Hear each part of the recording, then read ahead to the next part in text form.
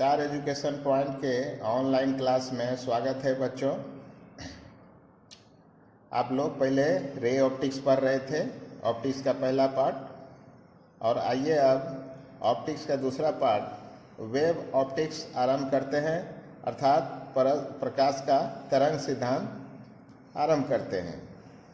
तो जैसा कि मालूम है बच्चों कि प्रकाश की व्याख्या के संदर्भ में सर्वप्रथम न्यूटन नामक वैज्ञानिक ने अपना कणिका सिद्धांत 1675 ईस्वी में पेश किया था, जिसमें उन्होंने बताया था कि किसी प्रकाश स्रोत से प्रकाश कण के रूप में वो निकलती है और किसी भी परावर्तक सतह से परावर्तित होने के बाद वो नेत्र में सीधे सरल रेखा में चलती हुई प्रवेश कर जाती है और नेत्र के रेटिना के क्षण शंकु को प्रकाश ऊर्जा द्वारा आवेशित कर देती है, जिससे हमको दृष्टि की अनुभूति होती है।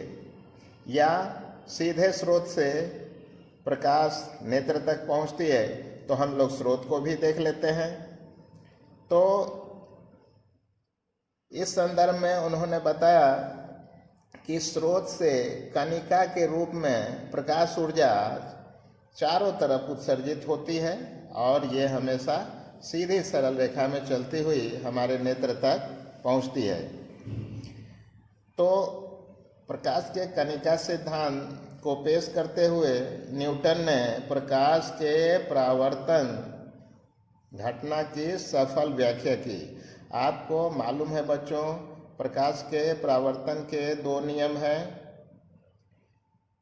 कि आपतित किरण, परावर्तित किरण और आपतन बिंदु पर डाला गया अभिलंब तीनों एक ही समतल सतह में होते हैं तथा आपतन कोण और परावर्तन कोण आपस में बराबर होते हैं।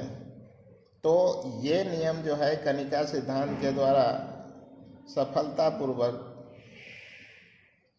व्याख्या की जा सकी। अब यहाँ पर देखिए, कोई मान लीजिए कि स्रोत है तो यहाँ से कण के रूप में, छोटे छोटे कण के रूप में ये प्रकाश ऊर्जा चलेगी न्यूटन के अनुसार, और यहाँ पर परावर्तक सतह से परावर्तित होकर छोटे छोटे कण के रूप में ही प्रकाश ऊर्जा नेत्र में प्रवेश कर जाती है। और जिस पथ पर स्रोत से आती है वो आपतित किरण होता है, और जहाँ परावर्तक सतह से परावर्तित होकर नेत्र तक पहुँचती है उसे परावर्तित किरण कहा जाता है। और जिस बिंदु पर प्रकाश आपतित होती है आपतन बिंदु कहा जाता है। आपतन बिंदु पर ये देखिए एक अभिलंब है, तो परावर्तन के नियम से आपतित किरण, परावर्तित किरण और आपतन बिंदु पर डाला गया अभिलंब तीनों एक ही समतल सतह में होते हैं। इस प्रकार से कणिका सिद्धांत के द्वारा न्यूटन ने इसकी सफल व्याख्या कर दी। तथा हम यहाँ पर चित्र में देख रहे हैं कि आपतन बिंदु पर डाले गए अभिलंब से जो आपतन कोण आपतित किरण के द्वारा बनाया गया है और परावर्तित किरण के द्वारा परावर्तन कोण, ये दोनों आपस में बराबर हैं। तो इस प्रकार से न्यूटन ने परावर्तन के नियम की सफल व्याख्या कर दी। लेकिन ऐसा है बच्चों कि प्रकाश संबंधी बहुत सारी घटनाएं हैं, जब तक कणिका सिद्धांत से सभी घटनाओं की व्याख्या भली भांति नहीं हो जाती है तब तक उस सिद्धांत को सफल नहीं माना जा सकता है। तो प्रकाश संबंधी जो अगला घटना है, प्रकाश का अपवर्तन, इस अपवर्तन की व्याख्या करने में न्यूटन का कणिका सिद्धांत असफल रहा, क्योंकि जब प्रकाश को कणिका के रूप में माना जाता है तो प्रकाश की चाल सघन माध्यम में ज़्यादा मिलती है और विरल माध्यम में कम मिलती है। लेकिन बच्चों, हम लोग आज जानते हैं प्रायोगिक तथ्यों के आधार पर कि विरल माध्यम में प्रकाश की चाल अधिक होती है, सघन माध्यम में प्रकाश की चाल कम होती है। अर्थात जैसे हवा या निर्वात में प्रकाश की चाल 3 लाख किलोमीटर पर सेकेंड, तो सघन माध्यम जल में प्रकाश की चाल 2.25 लाख किलोमीटर पर सेकेंड, या सघन माध्यम कांच है तो उसमें प्रकाश की चाल 2 लाख किलोमीटर पर सेकेंड हो जाती है। तो अतः बच्चों, हम देख रहे हैं कि सघन माध्यम में प्रकाश की चाल घट रही है, लेकिन न्यूटन के कणिका सिद्धांत से प्रकाश की चाल सघन माध्यम में बढ़ रही थी। अतः इस सिद्धांत में कुछ दोष नजर आने लगा।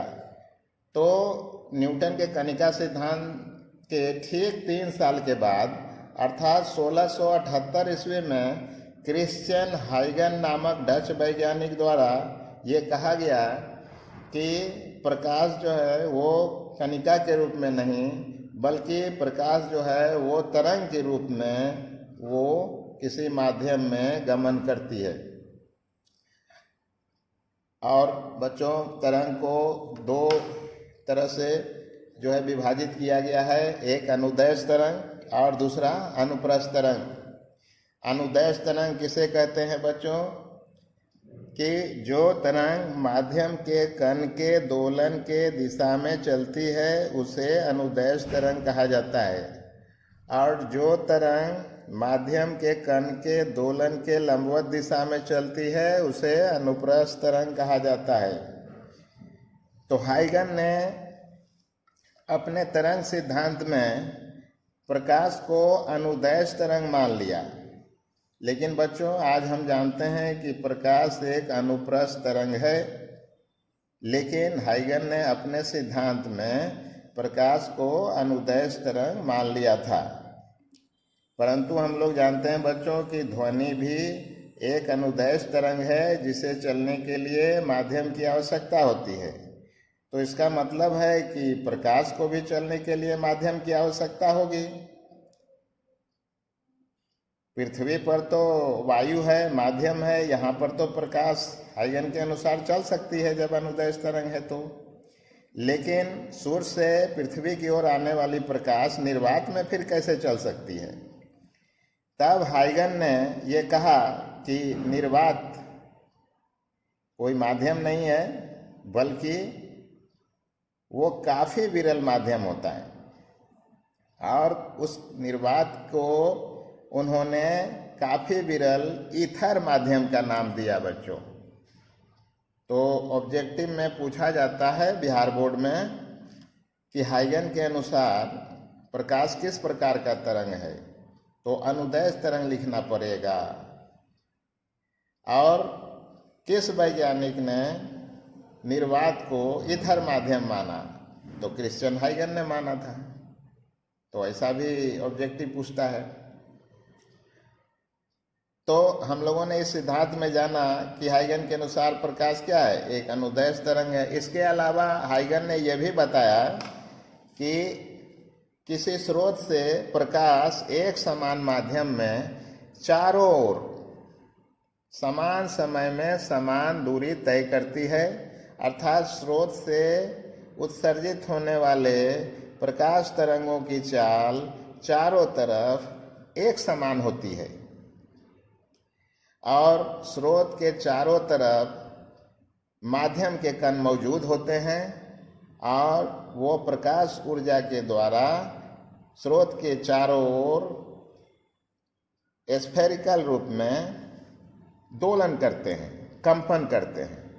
और किसी भी समय इन कंपित होने वाले कणों को काल्पनिक स्पर्श तल से मिला दिया जाए तो उसे तरंगाग्र कहते हैं। अर्थात बच्चों, हाइगन ने कहा कि प्रकाश जो है वो स्रोत से तरंगाग्र के रूप में उत्सर्जित होकर चारों ओर सुदूर इलाके तक वो फैलते रहती है, और उस तरंगाग्र पर जो पूरी तरह से गोलाकार तरंगाग्र होता है उस पर प्रकाश की किरणें लंबवत होती है, और जैसे जैसे स्रोत से ये तरंगाग्र दूर चला जाता है वैसे वैसे तरंगाग्र का रूप भी बदलता जाता है। तो बच्चों, हम लोग तरंगाग्र के बारे में अगले वीडियो में पढ़ेंगे कि तरंगाग्र क्या है, कितने प्रकार के होते हैं, तरंगाग्र की उत्पत्ति कैसे होती है, और तरंगाग्र में क्या चीज़ें हैं, तरंगाग्र और प्रकाश की किरण में क्या संबंध है। बच्चों, तो हाइगन के द्वारा हम लोगों ने जाना तरंग सिद्धांत में कि निर्वात एक ईथर माध्यम माना गया हाइगन के द्वारा, और उन्होंने प्रकाश को एक अनुदैर्ध्य तरंग माना, और प्रकाश स्रोत से तरंगाग्र के रूप में चलता हुआ बताया गया। लेकिन बाद में बच्चों और आगे चल के जब पढ़ेंगे तरंग प्रकाशिकी में, तो आगे पढ़ेंगे कि फ्रेनेल और यंग नामक वैज्ञानिक ने अनेकों प्रयोग द्वारा ये साबित करके दिखाया कि प्रकाश अनुदैर्घ्य नहीं बल्कि अनुप्रस्थ तरंग है। तो बच्चों, इस वीडियो में, इस इंट्रोडक्शन वीडियो में इतना बार बार वीडियो को देखकर समझिएगा, और उसके बाद अगले वीडियो में हम तरंगाग्र के बारे में आपको बताएंगे। धन्यवाद।